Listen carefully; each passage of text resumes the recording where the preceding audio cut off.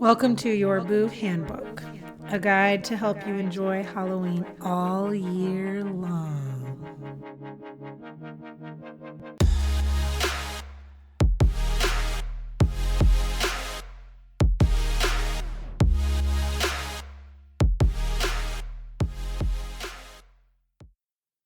It's a dark and stormy night the week after Halloween.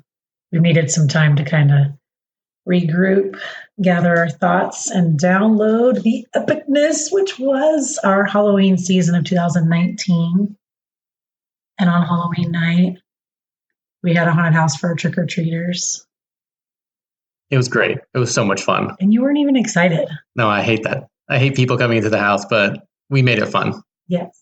We had all friends volunteer, and we each had our positions, and they were very different in our haunted house, which, of course, a lot of inspiration comes from Halloween Horror Nights, haunted houses, and things, as far as like methods to scare and what you came up with. So I was trying to take notes from Halloween Horror Nights this year to make it kind of special. I know a lot of, older people say, oh, back in my day, there was a haunted house in our neighborhood, and, they would redo their garages or maybe have a haunted scene outside, somebody running with a chainsaw. But I didn't want something that would cause people to run and scare the entire neighborhood. Right. And we also didn't want, we wanted it to be a short experience, not super long. So quick, they can probably go walk through it. How long would you say it took to get through? Probably like 30 seconds.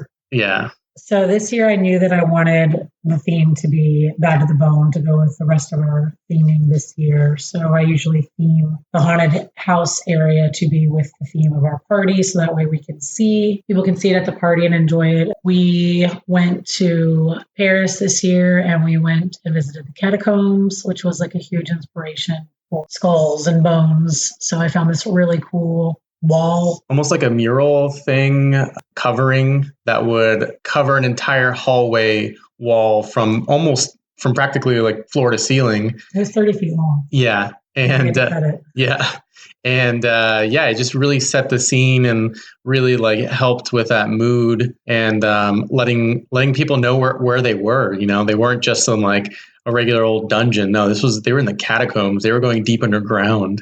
Very creepy. And because we did a little bit of a haunted house last year through Fonzie saying yes and being okay with it, it wasn't as successful last year because we weren't really advertising. I just kind of wanted to get a feel of the neighborhood, the trick-or-treaters, if people would actually go inside or not. So this year I knew that I wanted to advertise some more. So I had some patients tell me about like neighborhood apps, and then we attended our HOA meeting and kind of got the word out a little bit that way.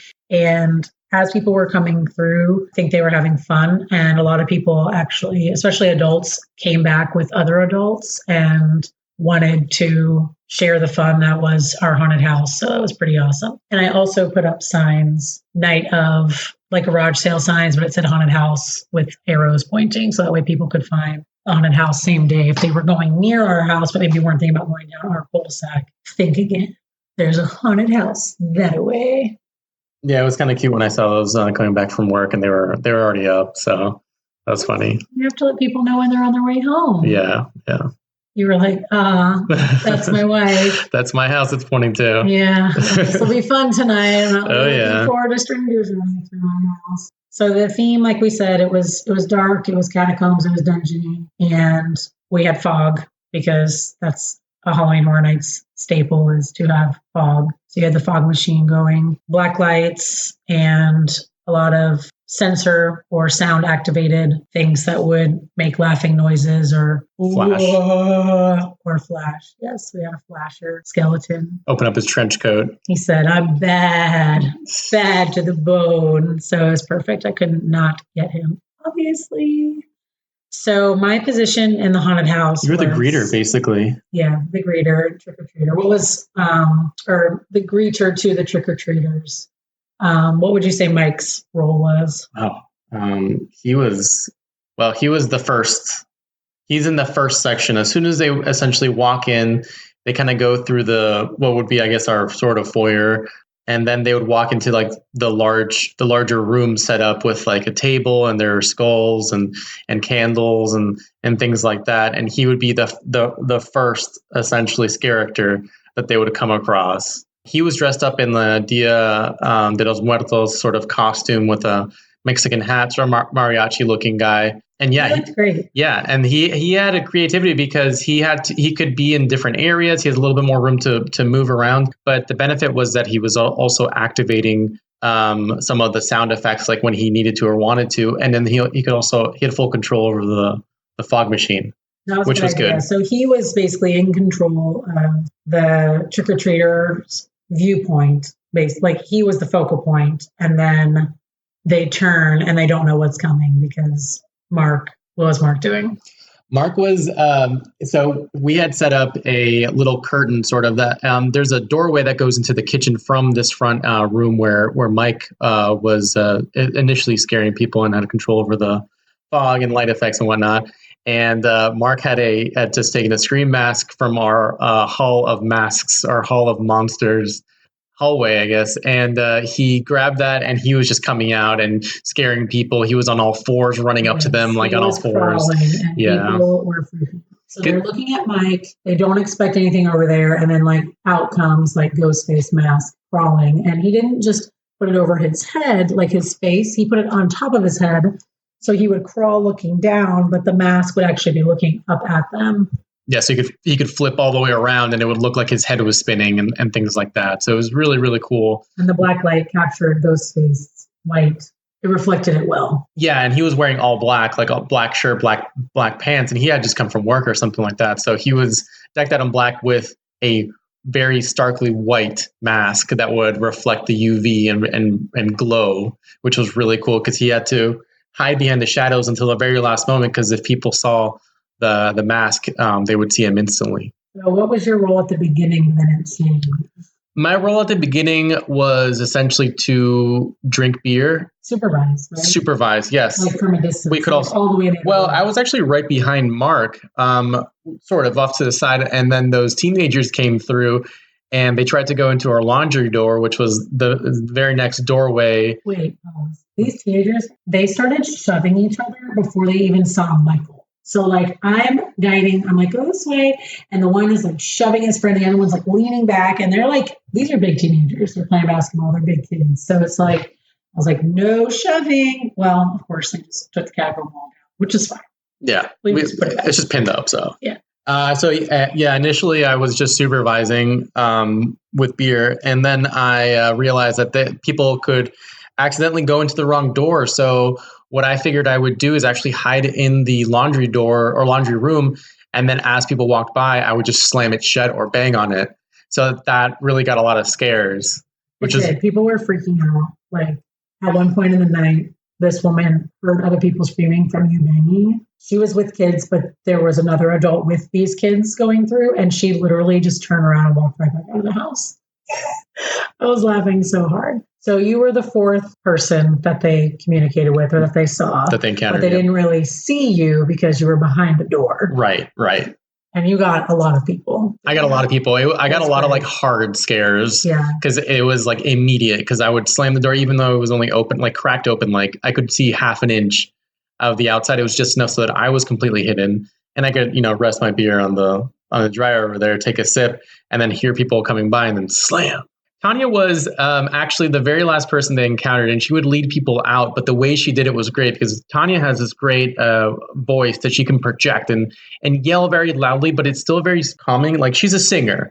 So she has a great voice and she would open this door and then just go like, but she would open the door. And then at that point, because everyone's still freaking out, they don't know where they are, they don't know where they're going. And she was dressed as? She was Batwoman in this case. Mm-hmm. And she would flutter her cape around and like throw it up like she said, around. Come on, I'll take you to safety. Let's get out of here. Yeah. But because they didn't know what was going to be through that door, they would open the door. That door is heavy, unfortunately. It's dark. And then she would turn the light on and say, I'll get you to safety. So she actually had people screaming at her when at first I thought they were screaming at you still, like it was like delayed screams of the door slamming, but no, she was also causing panic even at the end when she was supposed to bring them to safety. So it was great. It was awesome. I didn't know because she has such a great laugh. I never knew that she was a singer, but like because she has such a great laugh, I was like, I wonder how she's going to do with this haunted house and like kind of being spooky. So she found like her role just like perfectly. And she knew that she wanted to lead people to safety with her super Batgirl. And since she was in the garage, she was always scoping people out, got down the street. So she would be telling us like, hey, get in your places. There's more people coming. Watch out. She was the messenger. I was also kind of a lookout. So I would kind of filter through the guests and say phrases to you guys to indicate how intensely these people should be scared. I would holler, little, if they were very little. So that way we would just keep Mark away and not have Ghostface come out. And then I would say, ramp it up, or regulars if they were people who had already come through. No, you would definitely say amp it up. I was saying amp it up. Yeah, you said amp it up, amp it up. Yeah. Get ready. Yeah. Into position. Like it was too fun. And then we would when we would have like kind of a slow moment, because it wasn't. We would huddle. We would huddle. Totally huddle and reflect and just be laughing our butts off. At one point, I scared Tanya. At one point, Mike scared me. We were it was so much fun. Yeah. And I can't thank all of you enough for literally making my dreams come true, because you can't just run a haunted house on your own. No, and just let people wander through your entire home. Yeah. So it was so awesome. So end of the night tally, we had over 100 people walk through. I wish we had some sort of counter, but we didn't. And that doesn't include the walkthroughs. We had groups of up to 12, even 20 people come through at a time, whole families, adults, kids. Some people didn't come through, which is fine. We had 5 priors, unfortunately. We had one adult who just turned around, like I told you, she didn't even, she thought she was going to, and then she totally didn't. And then we had one little trick-or-treater. He was 4, and he just was lost. And I found him, and I was like, oh my God, clearly this is not his family around him. So I brought him out front. I was like, I'll take you to your family. And I go outside and I'm like, hello, buddy system. Somebody lost their buddy here. The whole family just left him in the middle of the haunted house room, where Mike was. He could probably see Mark crawling out with these adults, and he's probably just like, oh my God, my whole family left me. It was like a Home Alone situation. They got to count the heads better. So our Halloween was epic, to say the least. I do think Mark made a comment. When did we run out of candy, by the way? Pretty early on, I'd say. Oh, yeah. I didn't want to talk about how we ran out of candy. Gosh. My mom was like, your reputation will be ruined, but it will be awesome. We had people come in. They didn't even care about the candy, though. Big topic. Sam cares a lot about this, unfortunately. Being ageist toward trick-or-treaters. Don't do it. And that you're not. Yeah, okay. Don't be ageist. Yeah, anyone who comes by. Anybody who has...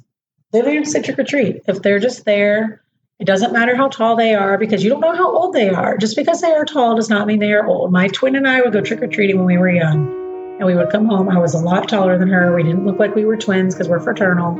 And guess what? We would dump our little bags, and she had way more candy, not just a little more. She must have been that little cute girl, and I'm that weird older kid who won't grow up and won't stop trick or treating. No, it ends here. Do not be ageist. They could be doing way worse things. Let them have fun on Halloween night. Right.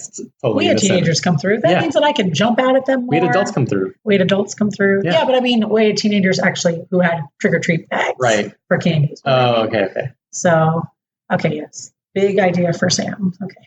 Off my soapbox. Do not be ageist, please.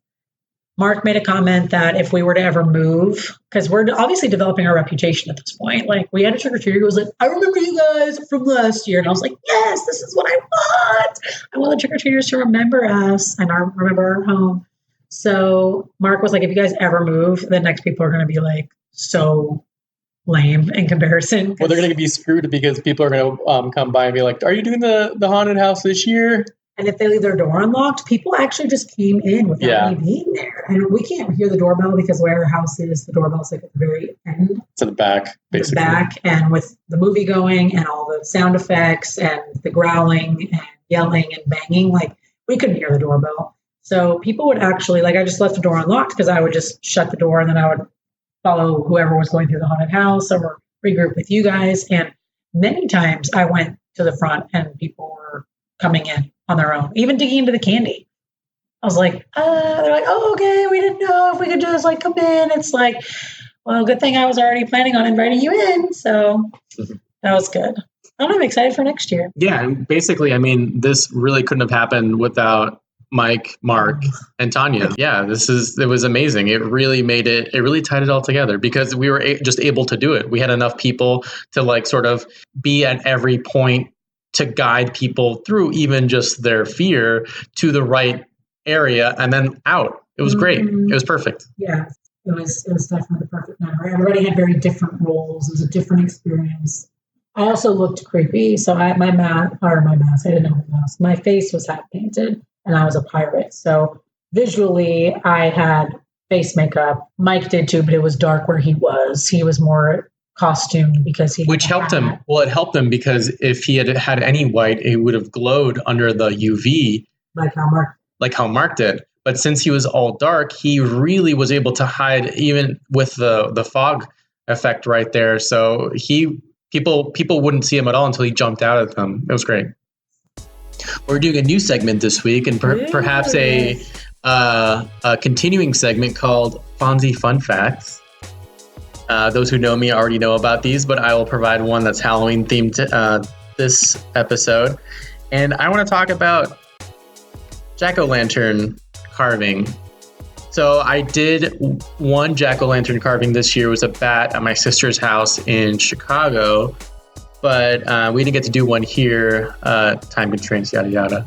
Jack-o'-lanterns actually started in Great Britain. They were originally made out of hollowed out turnips. It was because it was available. So it was common in Ireland and Scotland in the 19th century. And became common and spread to England in the 20th, or I guess early 20th century. The pumpkin was used in the U.S. because it was native. Plus, apparently, it was softer to carve, so pumpkins weren't native or aren't native to the British Isles. So carved turnip root ones where they're very creepy. They're very, very creepy. So I'll put one up on the podcast and. So you guys can see what I'm talking about. And with that, we will talk to you guys at another day. Wait, I don't know. What's the sign off?